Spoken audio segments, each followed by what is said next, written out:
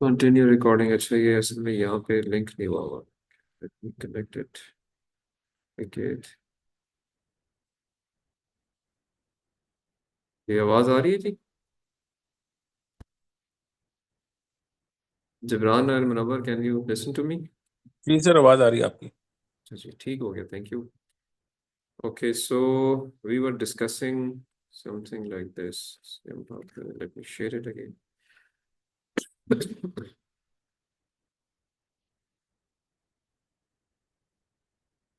अच्छा जी, हम बात असल में कर रहे थे। जिब्रान, आपकी बात से ही कंटिन्यू करते हैं। जो आपने क्वेश्चन किया था कि रिसर्च पेपर्स जो है ना वो मुश्किल लिखे होते हैं, इसी की एक और इंटरप्रिटेशन है कि रिसर्च पेपर को समझा कैसे जाए। जो नवीद साहब ने सवाल किया है, जो इधर क्लास में है, कि जी इसको जल्दी समझने के लिए, जल्दी पढ़ने के लिए क्या तरीका है। तो मैं इनको ये बता रहा था कि देखें, आपने अगर एक रिसर्च पेपर पढ़ना है तो रिसर्च पेपर जो है वो इन्फॉर्म्ड ऑडियंस के लिए लिखा जाता है, और सर। एक रिसर्चर के लिए लिखा जाता है। और ये अंडरस्टैंडिंग होती है कि ये इस्टेब्लिश्ड लोग हैं, पहले से इनको काफ़ी कुछ आता है। तो अगर आपने एक रिसर्च पेपर को समझना है, मैंने एक एग्जांपल दी कि एक मशीन लर्निंग की एक अप्रोच इस्तेमाल की गई है किसी काम को करने के लिए। तो अब ऑथर लिखेगा कि जी मैंने फलां एल्गोरिथम यूज किया है, उसमें ये एक्टिवेशन फंक्शन था, उसमें ये स्ट्रक्चर था, उसमें इतने न्यूरॉन्स थे, उसमें इतनी लेयर्स थी, उसकी मैथमेटिक्स ये है, और फलां जगह पे इसकी मैथमेटिक्स गिवन है। तो अब और इसकी एक्यूरेसी के मेजरमेंट्स इस तरीके से मैंने किए हैं। तो अगर आपने मशीन लर्निंग का कोर्स नहीं किया हुआ, आपने मशीन लर्निंग पहले कभी पढ़ी नहीं है, और आप उस रिसर्च पेपर से समझने की कोशिश करेंगे तो आपको नहीं समझ आई। सो प्राइमरी रिक्वायरमेंट क्या है कि आपने वो स्किल्स से, उसने पाइथन की बात की हुई है, उसने कहा मैंने फलां लाइब्रेरी यूज़ की है, मैंने मैटलैब का फलां टूल बॉक्स यूज़ किया है। तो डेफिनेटली अगर आपने वो चीज़ें कभी पहले नहीं देखी हैं तो आप कंफ्यूज होंगे और आपके लिए समझना मुश्किल होगा। तो पॉइंट क्या है कि to understand anything, any research paper earlier, या to declare a research paper being a difficult one और अ इजी वन, क्योंकि ये एक फजी टर्म है। The paper which is difficult for you may be easier for Naveed, paper difficult for Naveed may be easier for me. So it could be, it is a relative terminology. Why? और उसकी वजह क्या है कि मेरी knowledge में और इनकी नॉलेज में, मेरी एक्सपर्टीज में और इनकी एक्सपर्टीज में, या जिब्रान की एक्सपर्टीज में फर्क है।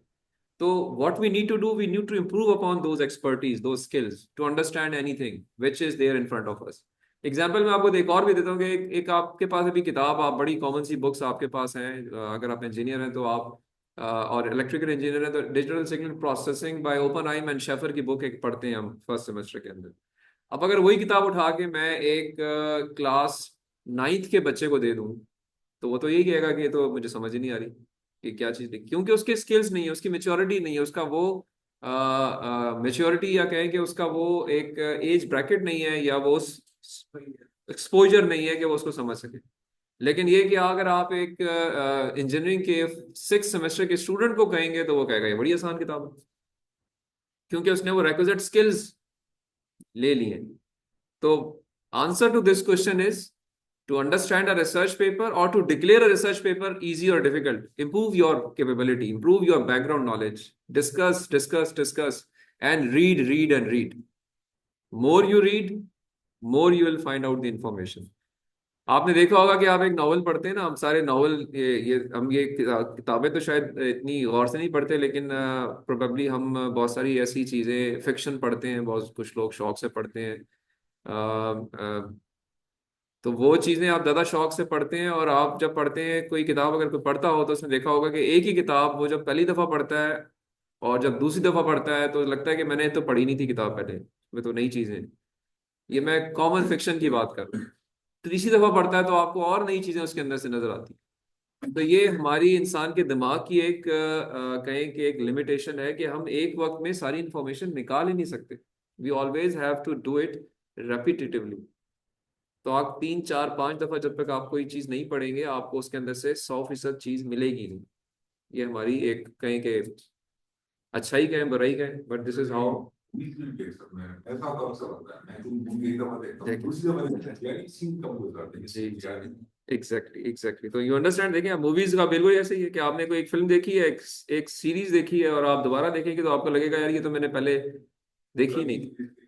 तो this is how our brain works. तो इसलिए मेरा पॉइंट ये है कि इन चीजों से हमने इसकी काउंटर मेजर्स सोचने के कैसे ठीक किया जाए। सर ऑनलाइन से भी हम सपोर्ट ले सकते हैं, लेकिन तो भी करते हैं हम चेंज। सिंपल वर्ड में इसको एक्सप्लेन कर करना। सकते हैं, बिल्कुल कर सकते हैं। ये अच्छा आपका पॉइंट है जबरान। ये इन्होंने एक पॉइंट और अच्छा दिया है कि आजकल जो आपके जो ये लार्ज लैंग्वेज मॉडल्स हैं, चैट जीपीटी हो गया, को पायलट हो गया, जेमिनाई हो गया, इनमें आप अपने जो डिफिकल्ट सेंटेंसेस हैं या जो मुश्किल चीज़ है उसको आप डालें और कहें मुझे एक्सप्लेन कर दो या give me the appropriate references, तो वो आपको इसके कुछ आसान लफ्जों में तर्जुमानी कर देगा और उसको फिर आप फर्दर एक्सपेंड। तो इन टूल्स को इस्तेमाल करना is also a good way of doing it, but sir understandably ये आप कर ही रहे होंगे, ये करता ही हर इंसान करता है कि जी नहीं, सर। या तो मैं डिस्कस करूं इस टीचर से या मैं कोई टूल्स यूज करूं, तो ऑनलाइन चला जाऊं गूगल कर लूं। पहले आसान तरीका था गूगल करने का, आप जरा थोड़ा सा लोग चैट जीपीटी पे चले गए कि जाके वहां से पूछ लेते हैं, तो वो आपको एक अच्छे लफ्जों में एक्सप्लेन कर देता है। But again be very sure कि जिससे भी आप पूछ रहे हैं वो आपको ठीक रेफरेंसेस दे रहा है। अभी तक लार्ज लैंग्वेज मॉडल्स का इशू ये है कि इनके रेफरेंसेस ठीक नहीं है। ये they try to give you some answer which may not be correct, but they will give you ultimately, उनकी ट्रेनिंग ऐसी हुई हुई है कि they will give you an answer and will give you a reference as well, but always go and counter check the reference कि ये reference जो ये दे रहा है ये ठीक भी है कि नहीं है। हाँ, तो वो चीज़ ध्यान में रखनी है आपने, ठीक है। तो एवन अभी आपने शायद देखा होगा आजकल एक मैं बड़ी एक न्यूज़ पढ़ रहा था, किसी एक अच्छे अखबार में आई हुई थी कि किसी एक बहुत फेमस रेफरेंस एक ऑथर है जो कि प्राइमरीली प्लेजरिज्म पे ही रिसर्च उसकी है सारी की सारी, और वो खुद उसकी अपनी जो रिसर्च है उसके अंदर उसने चैट जीपीटी को यूज किया और रेफरेंसेस फेक थे सारे। तो इस हद तक जो है वो कुछ लोग जो है वो बेवकूफ बन जाते हैं इस लेवल के भी कि जो खुद रिसर्च ही यही कर रहे हैं और फिर उनमें से ही चीजें वो कर जाते हैं कि जो गलत होती है। तो उस पर आजकल एक लॉसूट बना हुआ है कि जी आप तो खुद चैंपियन थे और आपने ही जो है ना वो फेक रेफरेंसेस यूज किए हैं जो कहीं पे नहीं है, ठीक है। तो मतलब this has to be something which should make us cautious. Okay, so बात ये हो रही थी कि जी हमने रिलेटेड वर्क के ऊपर किस तरह से काम करना है इसकी हमने डिटेल डिस्कस की, इसकी इंपॉर्टेंस के ऊपर बात की, इसके स्केलेटन पे बात की, ठीक है। और इसके बाद जो अगला सेक्शन होता है हमारा वो होता है मेथडोलॉजी का, ऐसे ही है। सो मेथडोलॉजी को अगर आप देखें तो देखें ये ऑल्दो आपके लिए बड़ा इंपॉर्टेंट है, आपके दिल के करीब होगा, लेकिन इसको पढ़ने वाले बड़े कम लोग हैं। सिर्फ 12% लोग एवरेज पे आपके मेथडोलॉजी को जाके पढ़ेंगे। सो आपकी एफर्ट भी अकॉर्डिंगली मेथडोलॉजी पे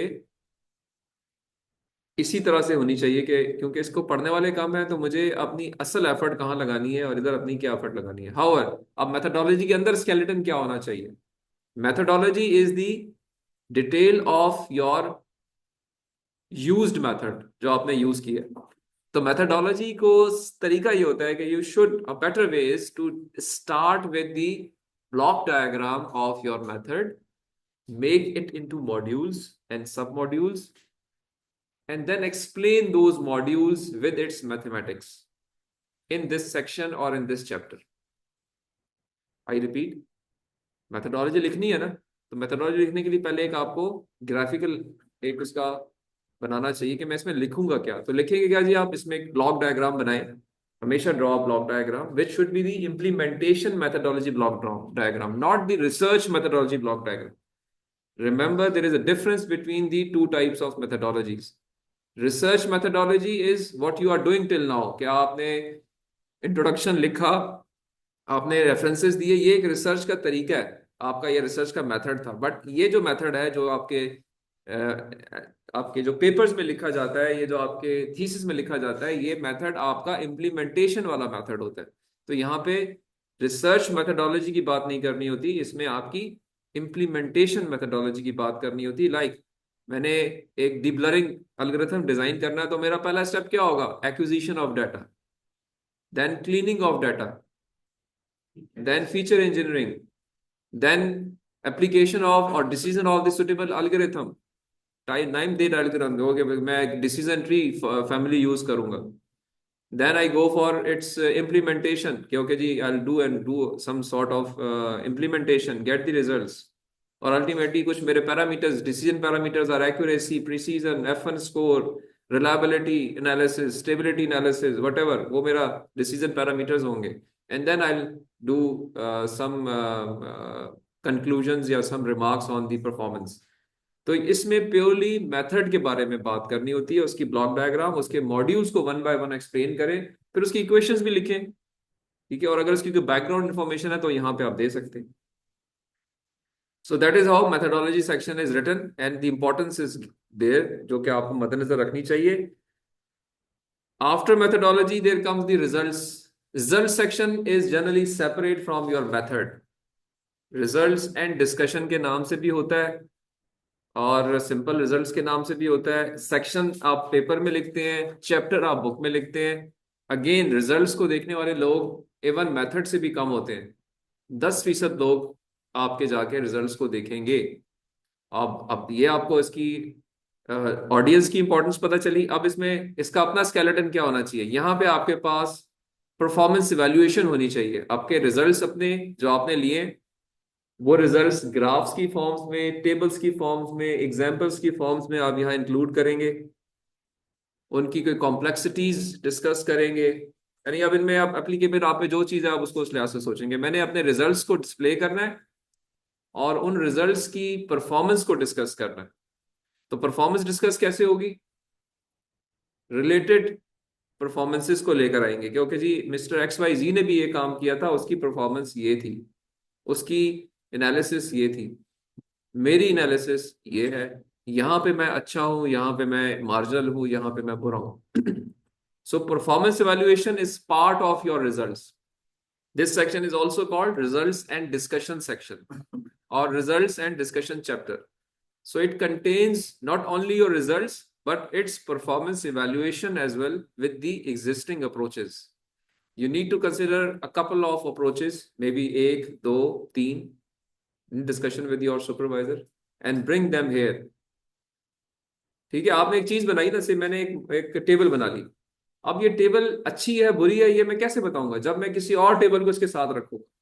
अब मार्केट जाते हैं फर्नीचर खरीदते हैं तो फर्नीचर वाला क्या कहता है, सर कि ये देखें हमने बनाया है, ये देखें ये जो है ना वो बनाया हुआ है, ये इसमें ये खामियां हैं, या फलां जगह पे एक चीज पड़ी है वो इसी तरह की, उसमें ये प्रॉब्लम्स होती हैं, हमने ये यहाँ पे प्रूव की हुई हैं चीजें। So this is the requirement of every software, every hardware, every knowledge product जिसमें आपने सिंपल कोई हाइपोथेसिस प्रूव किए हुए, तो आपको अगेन कुछ और लोगों ने जो हाइपोथेसिस प्रूव किए हुए उनको लेकर आना पड़ेगा कि वो ये कहते थे, मेरा काम ये कहता है, मेरा क्वेश्चन यहाँ पे फर्क था, मेरे जो क्वालिटेटिव क्वेश्चंस थे वो इस तरह से थे, उसके इस तरह से थे, मैंने ये कंक्लूजन ड्रॉ किए उसने ये कंक्लूजन ड्रॉ की। So I hope point is clear कि इसका स्केलेटन क्या होगा। रिजल्ट सेक्शन का इंपॉर्टेंस मैंने आपको मेंशन कर दी है।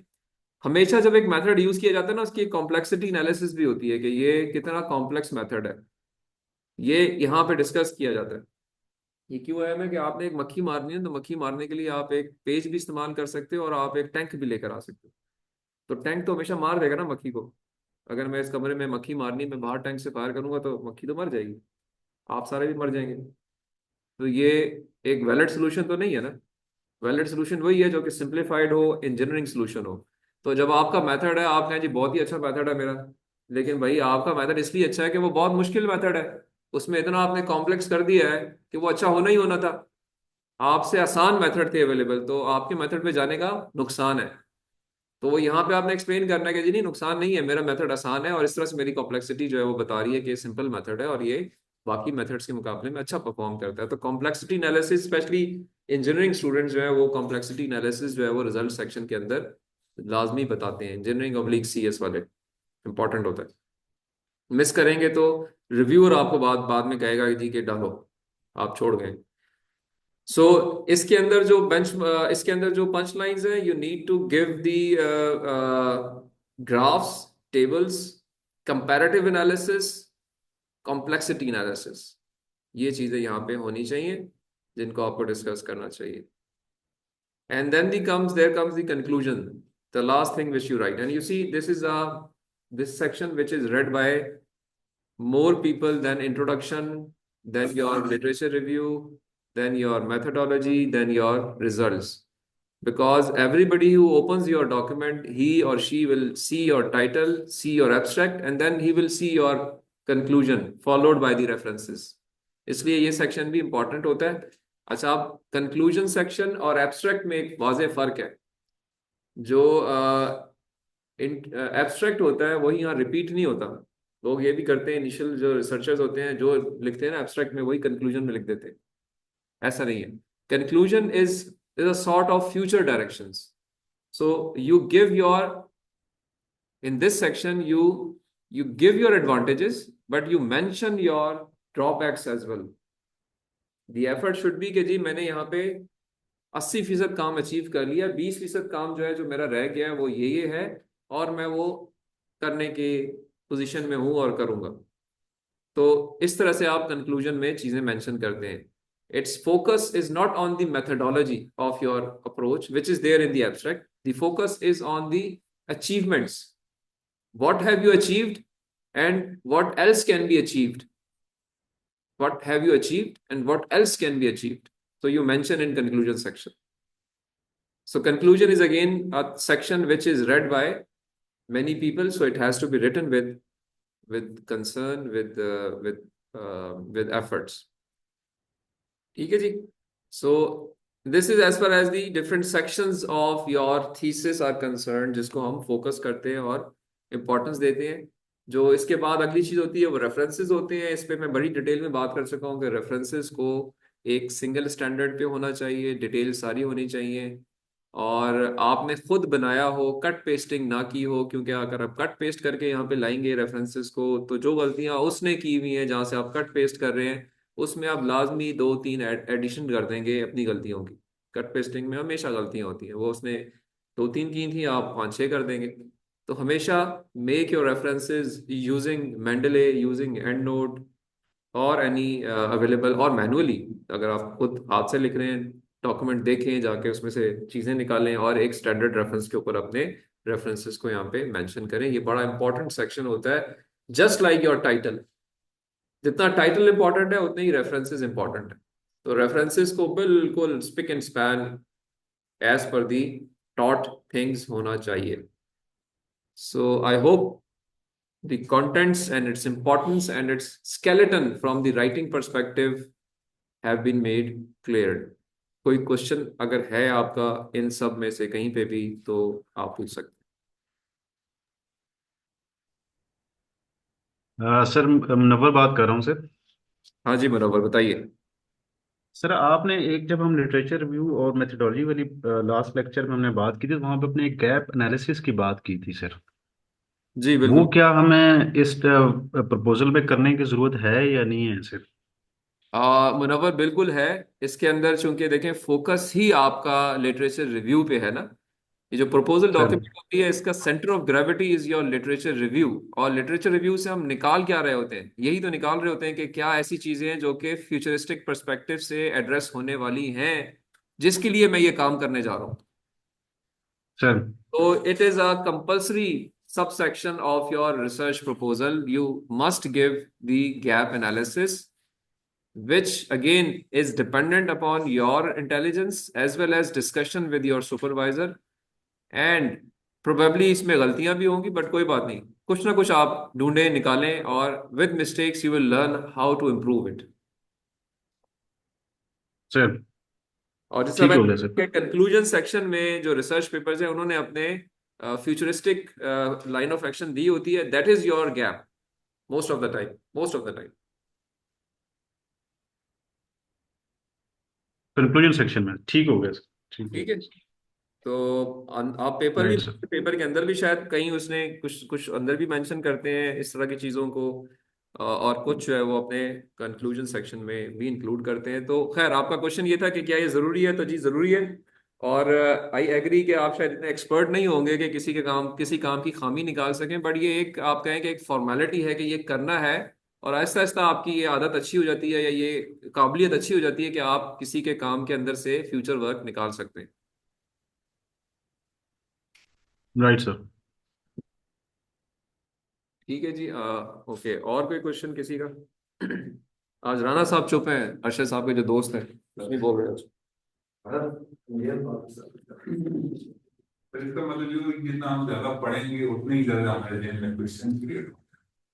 ये ऐसे ही है, क्वेश्चंस भी क्रिएट होंगे, क्वेश्चंस के आंसर्स भी आएंगे। मतलब कि क्वेश्चन क्रिएट होंगे, आइडियाज आएंगे माइंड में, आइडिया कि भाई चीज का पता ही नहीं है तो हमने पढ़ा ही नहीं, तो आइडिया उसके बारे में क्या आएगा। जी जी, ऐसे ही है, ऐसे ही है। More you read the better understanding you get. Queries आती हैं, फिर क्वेरीज बंदा डिस्कस करता है तो फिर क्लैरिटीज भी आती हैं।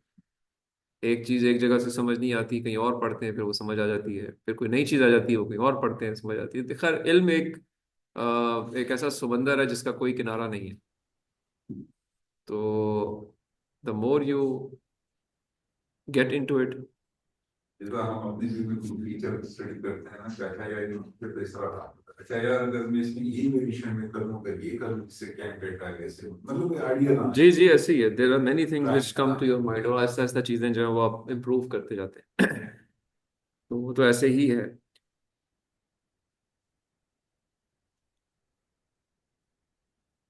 ओके जी, so there is no question at mean, ठीक है तो हम सर एक क्वेश्चन था इस पे। हाँ जी पूछे। सर जिब्रान बात कर रहा हूँ। जी अच्छा जी। सर, इसमें ये सवाल था कि आपने भी बताया था रिसर्च पेपर के हवाले से, तो हम इसमें सर केस स्टडीज भी इंक्लूड कर सकते हैं या नहीं, वो नहीं इंक्लूड होंगी? आप का जो डोमेन है वो क्या है? आप प्रोजेक्ट मैनेजमेंट के स्टूडेंट हैं? जी सर, प्रोजेक्ट मैनेजमेंट सर। अच्छा देखिए, प्रोजेक्ट आप बिल्कुल कर सकते हैं, क्योंकि आपके जो केस स्टडीज है ना वो भी तो रेफरेंस, वो भी किसी रिसर्च पेपर से ली होंगी ना आपने। जी सर। तो अल्टीमेटली तो आप रिसर्च अस्सलाम पेपर। वालेकुम सर। जी वालेकुम सलाम। राना साहब, लगता है कहीं गाड़ी से उतर के आप फौरन आ गए। काफी देर पहले मैंने आपसे सवाल किया था, लगता है नहीं नहीं आपसे सर, मैसेज किया आपको कोई। नहीं सर, मैं असल में आपके लेक्चर तो शुरू से ही अटेंड कर रहा हूँ। एक्चुअली फोन साइलेंट पे था और ना ड्राइव कर रहा था, तो बस इसलिए थोड़ा अंदाजा नहीं हुआ आपने मेरा नाम लिया सर। अच्छा नहीं, नो इश्यूज नो इश्यूज। असल में जिब्रान ने क्वेश्चन किया, जरा वो उसका जवाब सुने ना। जिब्रान, सर आपका जो क्वेश्चन है ना वो देखिए वो बिल्कुल ठीक है। आप केस स्टडीज इंक्लूड कर सकते हैं, because those case studies must be published in some research paper. Sir ठीक है। आपने रेफरेंस जो है जो भी देने, क्योंकि ये तो रेफरेंस देने ना, आपने केस स्टडी का भी रेफरेंस ही आएगा, तो केस स्टडी कब जब रेफरेंस में होगी तो किसी रिसर्च पेपर से आएगी।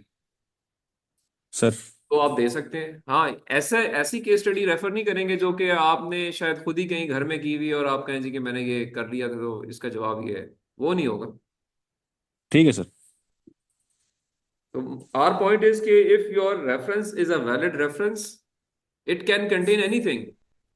हम एक एक फिल्म को भी रेफर कर सकते हैं, हम एक ड्रामे को भी रेफर कर सकते हैं, प्रोवाइडेड वो एक वैलिड रेफरेंस के साथ है। Sir I hope your question is answered. Yes sir. ठीक है जी, चले। Okay, so let's move forward and now do some of the common mistakes. In fact, हम will try not to do a break and just complete the session today and एक ही दफा break करते हैं।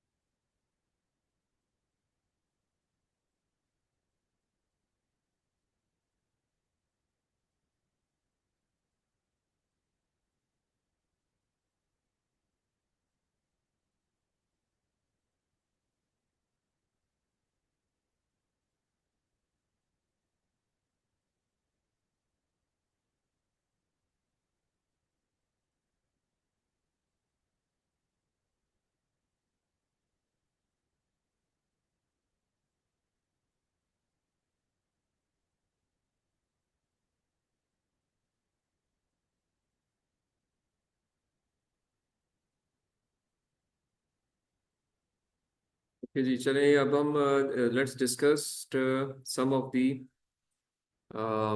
Common writing mistakes.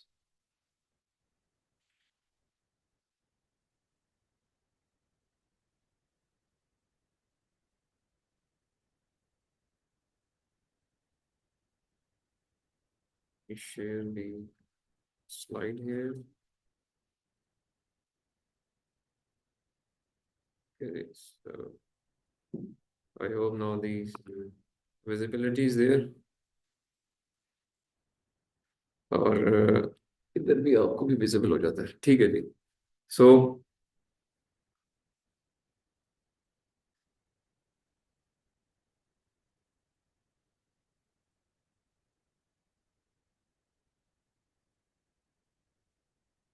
Okay, सो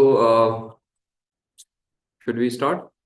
okay, so हम write up जो करते हैं इसका मकसद ये है कि अपने काम को कंप्लीट कर लिया, तो द पर्पस इज के these people who are related to our work should know कि हम क्या कर रहे हैं. So the aim of every research is only completed once we share our results with the research community. चाहे हम project management के रिसर्चर हैं, चाहे हम कंप्यूटर साइंस के हैं, चाहे हम इंजीनियरिंग के हैं, ultimately everybody would be should be adamant to write it and share it so that the others could get benefit out of it. Sir इस मकसद के लिए लिखा जाता है। तो लिखने के लिए मैंने आपको अभी कुछ चीज़ें बताई कि कैसे लिखना है, हमने जो अब तक लिखना है उसको कैसे लिखना है। आगे बढ़ेंगे तो और चीज़ें भी आपके सामने आएंगी, आपने अकॉर्डिंगली इन्हीं पहलुओं को वहाँ भी मद्देनजर रखना है कि हमेशा लिखने से पहले अपने ऑडियंस को सोचें, नंबर वन। नंबर टू, आप अपने कंटेंट के ऊपर एक ग्राफिकल एब्स्ट्रैक्ट बनाएं या उसका एक ग्राफिकल पोर्ट्रेल बनाएं, और उसके अंदर उसके कंटेंट्स को या पंच लाइंस को पहले लिखें, फिर उसके बाद डिटेल लिखना शुरू करें। That should be the aim. अब आपने लिखना शुरू किया तो कुछ इश्यूज बीच में आएंगे। क्वालिटी राइटिंग क्या होती है कि सबसे पहली बात ये कि हम अंग्रेजी लिख रहे हैं। आजकल कॉमन जो यूनिवर्सल लैंग्वेज है वो अंग्रेजी है, मेरी आपकी वो जुबान नहीं है, तो अल्टीमेटली हमारी अंग्रेजी इतनी अच्छी तो है नहीं, ठीक है। But still let me tell you के Pakistanis and Indians and Sri Lankans are English is better than Europeans. Even जो यूरोपियन कंट्रीज हैं उनकी लैंग्वेज अंग्रेजी नहीं है। जो डच है वो डच जुबान में बात करता है, जर्मन जर्मन जुबान में बात करता है, फ्रेंच फ्रेंच में बात करता है, ठीक है। स्वीडिश स्वीडन में स्वीडिश जुबान में बात करता है। And if you go to Europe you will find out कि they will not be it will not be easier for them to explain you in anything in English. They know their own languages. अंग्रेजी सिर्फ बोली जाती है बरतानिया में, Australia में और अमेरिका में, ठीक है। इसके अलावा पूरी दुनिया में अंग्रेजी ऐसा इतनी नहीं बोली जाती, और ना ही लोगों को समझ आती है। आप इटली जाएंगे तो आपको अंग्रेजी समझाना मुश्किल हो जाएगी उनको, इस हद तक उनकी अंग्रेजी खराब है। मतलब people are so difficult to handle because of the language barriers. तो पॉइंट ये है कि मेरी आपकी अंग्रेजी फिर भी बहुत अच्छी है। कोरियन से, चाइनीज से, जापानीज से, इनकी तो अंग्रेजी किसी काम की नहीं है, बहुत ही मुश्किल है। तो आप अब रिसर्च पेपर जब आप पढ़ते हैं चाइनीज के, जापानीज के, कोरियंस के, they are excellently written. It means they are doing some using some tools, they are using some of the assistive resources. So उसके लिए जो दुनिया में चीजें यूज की जाती हैं वो हमें भी पता होनी चाहिए, and we are and research community is open to that.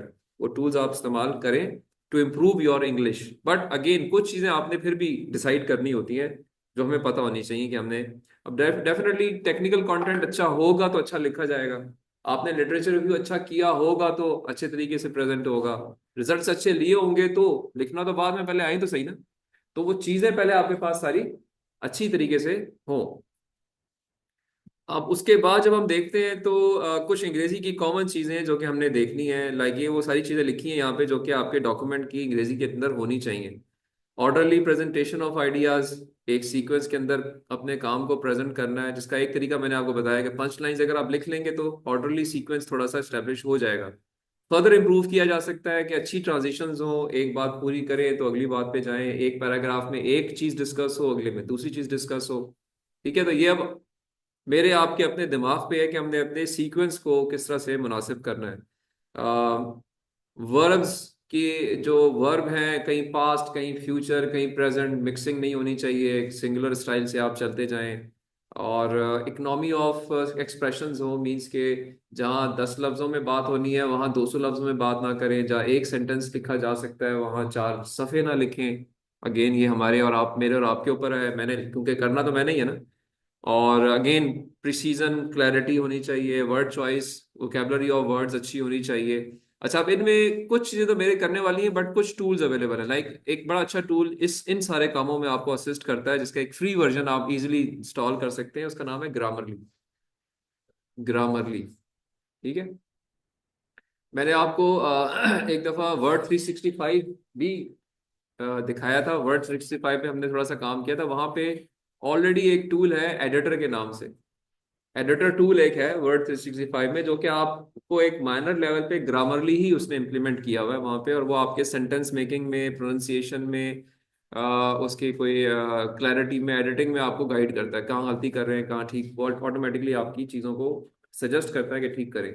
But Grammarly is a more, I would say कि आजकल के जो हैं उनमें एक अच्छा स्टैब्लिश्ड सॉफ्टवेयर है। इसका एक फ्री वर्जन, ऑलमोस्ट 80% आपको एक्सेस उस पर मिल जाती है। और अगर आपने फर्दर उसकी करना हो तो अराउंड $20 पर ईयर शायद उसकी पेमेंट है, उसको आप फुल टूल भी प्रोक्योर कर सकते हैं। It improves your English from all perspectives.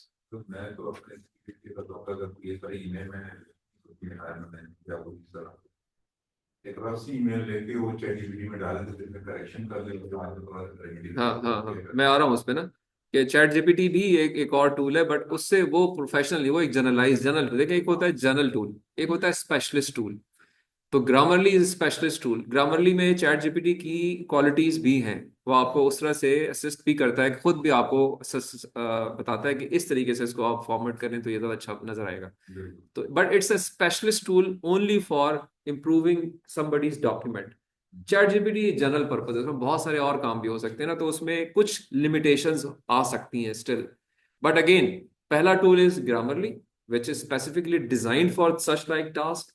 And then again, आप चैट जीपीटी की बात करें, मैं आपको और भी बताता हूँ कि इवन आप जीमेल के जो ईमेल क्रिएशन वाला बॉक्स है, अगर उसमें भी लिखेंगे तो वो भी आपकी अंग्रेजी को ठीक कर देता है, तो आपको चैट जीपीटी की भी जरूरत नहीं।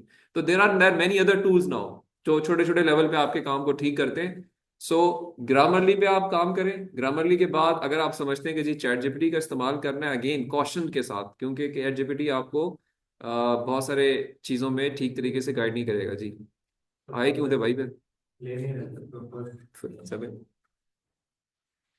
ओके। सो पॉइंट ये है कि चैट जीपीटी में आप यूज करें, कॉशन के साथ इस्तेमाल करें। चैट जीपीटी में आप अपना कंटेंट डाल के उससे इम्प्रूव करवाएं। हम प्लेजरिज्म पे भी एक लेक्चर लेंगे, तो मैं आपको बताऊंगा कि देखें, चैट जीपीटी कॉशन के साथ इस्तेमाल करना है। चैट जीपीटी का आप कंटेंट प्लेजरिज्म के अंदर इंडिकेट होता है, और दो तरीकों से इंडिकेट होता है। एक होता है कि आपने कंटेंट जो है वो सारा का सारा चैट जीपीटी से लिखवाया है। एक तो ये तरीका होता है कि मैं उसे कहूँ यार कि मैंने एक एप्लीकेशन लिखनी है, इसको लिखनी है, इस तरह की चीजें होनी चाहिए, मुझे एक एप्लीकेशन लिख दो, वो लिख देगा आपको। ठीक है, ये आपने उससे क्रिएट करवाया। एक है कि आपने कहीं और से एक डॉक्यूमेंट का कुछ कुछ खाना पिकअप किया, आपने कहा इसको रीवर्ड कर दो।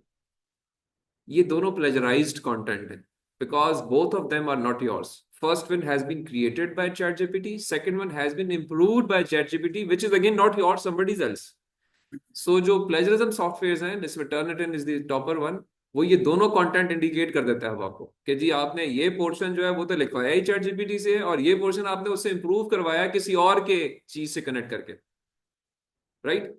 सो ये प्लेजराइज कंटेंट में आता है। नहीं, अब जो चीज ठीक है वो क्या है कि आपने खुद लिखे, जो आपने कहा जी मैंने गलत मैंने इंग्लिश लिखी, खुद लिखी, पूरा पैराग्राफ लिखा, और आपने कहा मेरे पैराग्राफ को ठीक करो, this is allowed, do this, कि अपनी अंग्रेजी ठीक करा दें। और आपने आपने उर्दू में लिख दिया बहुत कुछ, वो आपकी रोमन उर्दू भी पढ़ लेगा, ठीक है, उस पर भी आपको कुछ ना कुछ कर देगा, लेकिन आपका कंटेंट होना चाहिए। If it is your content it will not be plagiarized, ठीक है, that is allowed. So ChatGPT को इस्तेमाल करें, ग्रामरली को इस्तेमाल करें, और बहुत सारे कॉमन टूल्स हैं। मैंने एग्जांपल ली जीमेल का, जो इवन चैट बॉक्स है उसको इस्तेमाल करें, वो आपकी अंग्रेजी को वो भी ठीक करता है कि जी ये आप गलत कर रहे हैं, गलत कर, इसको आपको इंडिकेट कर देता है कि इसको ठीक कर लो, इसको ठीक कर लो, ठीक है। आपके आर्टिकल्स के यूजेज को, ए एंड दा के इस्तेमाल को हम बहुत गलत करते हैं, कहाँ पे दा आना चाहिए, कहाँ पे आना चाहिए। अंग्रेजी इसको बड़ा फोकस करता है, छोटी सी चीज़ लगती है लेकिन बड़ी, अंग्रेजी में बड़ी इंपॉर्टेंट चीज़ है ये, कि आपने सही जगह पे ए एन और दा को इस्तेमाल किया है। तो वो आपको ये टूल्स जो हैं वो करेक्ट कर देते हैं आपके डॉक्यूमेंट के अंदर। सो ये चीज़ इंपॉर्टेंट है, लेकिन अगेन वो आपके यूजुअल कंटेंट को तो ठीक करेंगे, बहुत सारी चीज़ें आपने खुद ही लिखनी है, तो वो आप फिर आहिस्ता आहिस्ता उसको विद टाइम अपनी आप लाइफ में इंप्रूव करते हैं। ओके, सो इसमें बहुत सारी चीजें जो आपने देखनी होती है, जैसे मैंने कहा कि आप पहले ग्राफिक रिप्रेजेंटेशन बना लें, आउटलाइन लिख लें, पंच लाइन्स आ गई हैं तो अब आप उसके बाद बहुत सारे काम कर सकते हैं। फिर अगेन आपने तो जो काम नहीं करने, वो ये है कि आपका जो वर्ब यूजेज है वो एग्रीमेंट या एक सिंगुलर स्टाइल में होना चाहिए, प्रेजेंट टेंस, पास्ट टेंस या फ्यूचर में कंसिस्टेंसी के साथ यूज करें।